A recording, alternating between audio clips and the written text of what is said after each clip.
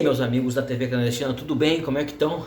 Pois é, nosso vídeo de hoje nós vamos discutir sobre contratações. Afinal de contas, o Grêmio precisa contratar jogadores? Precisa trazer jogadores ou não?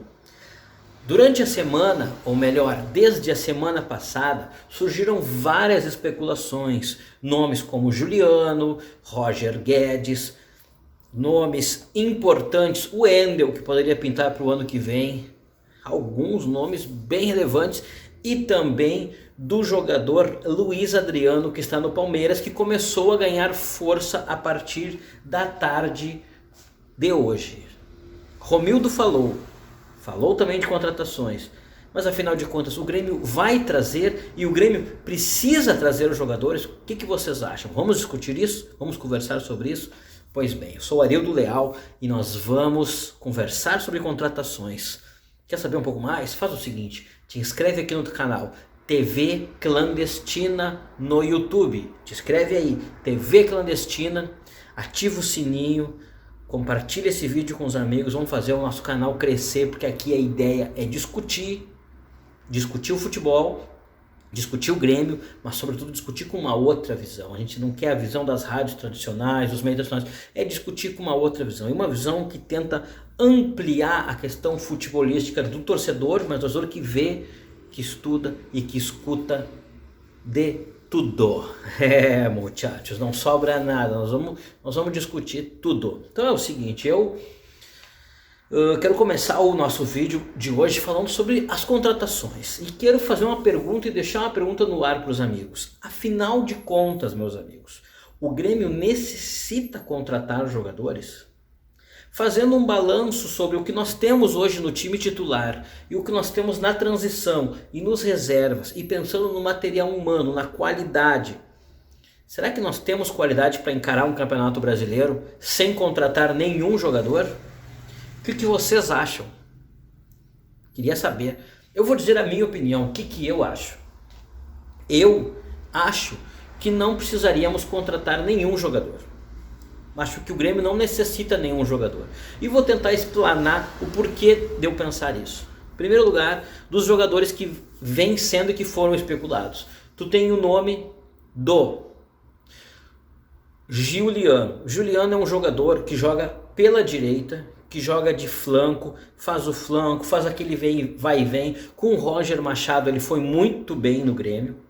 Depois que ele foi embora, o Roger tentou usar vários jogadores e não teve o mesmo sucesso, entre eles o Negueba, que não foi 1% do Juliano. Mas o Juliano deixou uma possibilidade de ver de alguém, não alguém que é ponteiro, corredor, mas alguém que fecha, que faz a segunda linha do meio campo, e alguém que consegue fazer a transição entre o ataque, entre a defesa e o ataque, sem ser aquele jogador, o engante, o 10, o cara do estalo, que nesse caso foi o Douglas, o Jean-Pierre, o Luan também muitas vezes fez este papel. Mas o Juliano, então ele é esse cara. Mas nós acabamos de contratar um cara que vai jogar pela direita e é o dono da posição. É o Douglas Costa. E eu acho que nós não precisamos nem discutir o Douglas Costa aqui. O Douglas Costa, ele é o cara que vai jogar ali. Então, se a gente for trazer o Juliano, nós já automaticamente temos um acúmulo de posição naquele lado ali. Depois do Douglas Costa, nós temos também quem? Nós temos o Alisson, que também joga ali e que também faz essa posição. Além do Alisson, nós temos também o Léo Pereira, que também joga ali e também consegue cumprir essa posição. Ou seja, e se o Felipão ainda quiser, ele pode ter ou o Rafinha ou o Wanderson, usando dois laterais direitos que também podem cumprir. Ou seja, o que seria a contratação do Juliano hoje? Seria uma queima de dinheiro. Seria uma queima de bala, com certeza. Com certeza. Igual eu também acho a mesma coisa sobre a contratação do Paulinho. Paulinho, ex-Corinthians, foi grande jogador do Corinthians, jogou na seleção brasileira, disputou a Copa, estava no 7-1, na Copa do Brasil. Foi um jogador, é um jogador que tem um desempenho mediano, super valorizado, do que faz gols, é um meio-campista que faz gol, que chega na frente, mas que não é o meio-campista dos sonhos. E ele é um jogador que joga com a 8, jogador de segundo homem do meio campo, da segunda linha do meio campo, que joga com a 8, jogador que joga de cabeça erguida, bom jogador. Mas esse investimento, o que ele pode ocasionar? Ele tem dois fatores que ele nos traz o Paulinho. O primeiro fator é o seguinte, ele jogando, ele tira o lugar de um dos guris.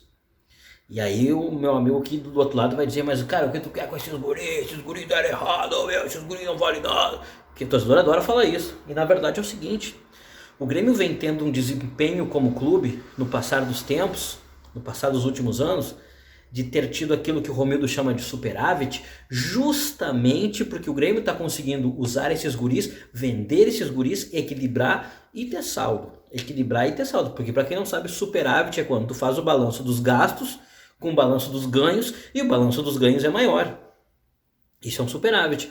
Quando o balanço dos gastos e dos ganhos fica menor, nós temos um déficit e o Grêmio tem terminado a balança no positivo, no superávit, ou seja, tem vendido mais jogador do que tem pago com salário, enfim, com a estrutura toda do clube. E é por isso que o Grêmio está nessa situação.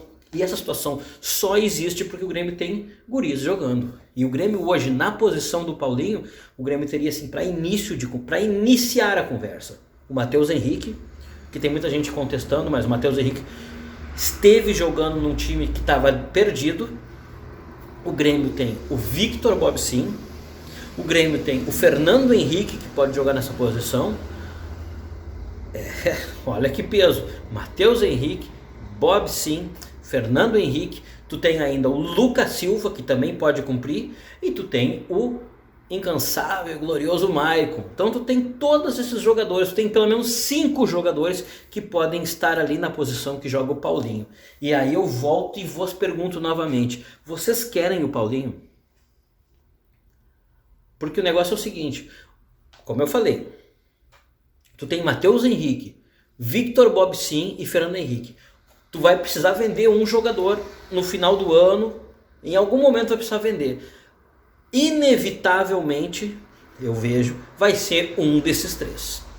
Ou Ferreirinha.